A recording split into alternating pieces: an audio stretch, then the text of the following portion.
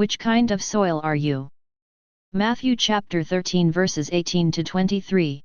Which kind of soil are you? What rocks or thorns or birds keep you from bearing the fruit of God's word? In the Gospel of Matthew chapter 13, Jesus might also be referring not only to 4 different kinds of people, so to the 4 stages of the spiritual development that many of us go through in our walk with Christ. In his explanation of the parable, Jesus first notes, the seed sown on the path is the one who hears the word of the kingdom without understanding it, and the evil one comes and steals away what was sown in his heart. Doesn't this sound like what happened to so many of us when we were children? We heard the faith taught when we were very young, perhaps in religious education classes, but we never came to understand it. It was planted in our heart by faithful parents, teachers, and preachers. Yet over time the evil one snatched it away, or at least turned our attention completely away from what remained planted deep within us. As a result, we walked away from the church and our faith. Does this sound familiar to you or someone close to you?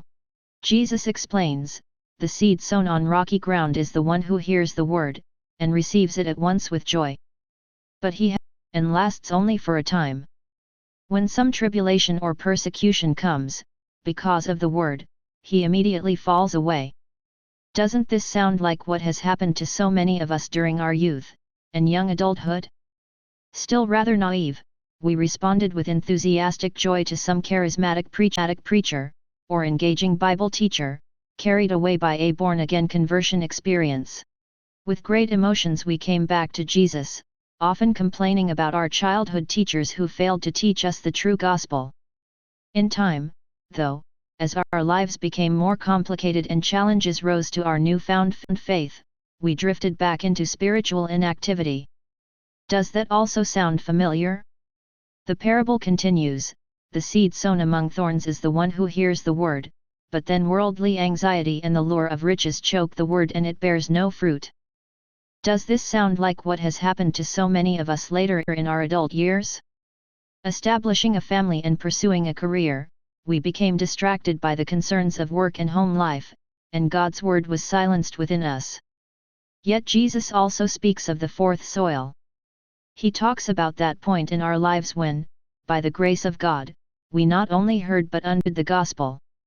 When we finally recognized that whatever in our lives has choked the faith out of us, did so only with our own consent. When by grace we humbly recommitted our life to Him, and returned in obedience as an active member of His church. At what stage are you in your soil's development? I can do all things through Christ who strengthens me. Philippians 4:13